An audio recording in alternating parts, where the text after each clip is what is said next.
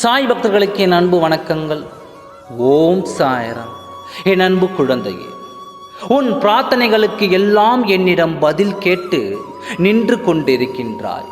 எப்பொழுது சாயப்பா என் வேண்டுதலை நிறைவேற்றி தருவாய் என்று என்னிடம் கேட்டுக்கொண்டே இருக்கின்றாய். இதோ குழந்தையே, எனது இந்த வார்த்தைகளை இன்று இறுதி வரை கேள். இதை கேட்டதும் சாய் சச்சரிதம் புத்தகத்தை படி. உன் பிரார்த்தனைகளுக்கான விடை அந்த தருணத்தில் உன் மனதிலேயே உதிக்கும். என் வார்த்தைகளின் மூலமாக உனக்கு இன்று பதில் போகின்றேன். வாழ்க்கையில் பல சோதனைகளை நான் கண்டு கொண்டு இருக்கின்றேன். இதில் இருந்து எல்லாம் மீள என்ன வழி என்று கேட்டாயல்லவா? இதோ உன்னை போன்று என் பக்தன் ஒருவன் வாழ்வில் வரும் சிந்தனைகளில் இருந்து மீள ஒரு வழி தேடி என்னிடம் வந்தான். அவனிடம் நான் ஒரு குதிரை பந்தயத்திற்கு செல், ஆனால் பணம் கட்டாமல் பந்தயம் மட்டும் பார்த்துவிட்டு வா என்று அனுப்பி வைத்தேன்.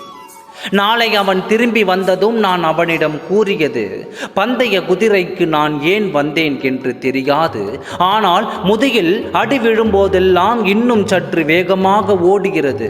அதிகமாக ஓடும் குதிரை அதிகமான வலிகளை தாங்கி வேகமாக ஓடிய குதிரை இலக்கை நோக்கி செல்கின்றது. அடிப்பட்ட குதிரைதான் வெற்றியை அடைகிறது. அடிப்பட்ட குதிரைதான் வெற்றி அடைகின்றது. குதிரைக்கே இந்த புரிதல் இருந்தால் குறிக்கோள் கொண்ட மனிதனுக்கு இருக்க வேண்டாமா என்றேன். சோதனைகளில் தான் சாதனை என்பதை நான் அவனுக்கு விளக்கி புரிந்துவிட்டேன். நீயும் புரிந்து கொள் குழந்தையே.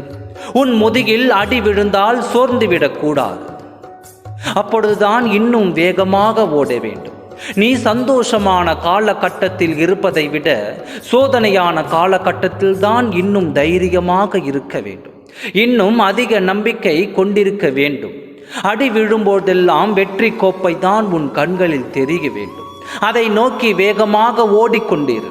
ஒரு நாள் நிச்சயம் அந்த வெற்றி உன் வசமாகும்.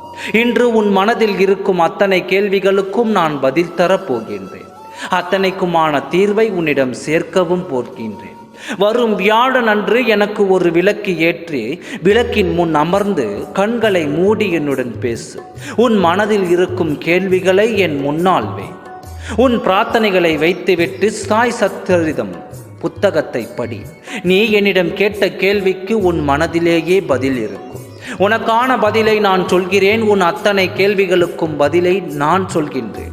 கவலைப்படாமல் அனைத்தையும் நான் பொறுமையாக உனக்கு பதிலளிக்கின்றேன். நம்பிக்கையோடு செய். நல்லதை நடத்தி தருகிறேன். ஓம் சாய்ராம். நன்றி, வணக்கம்.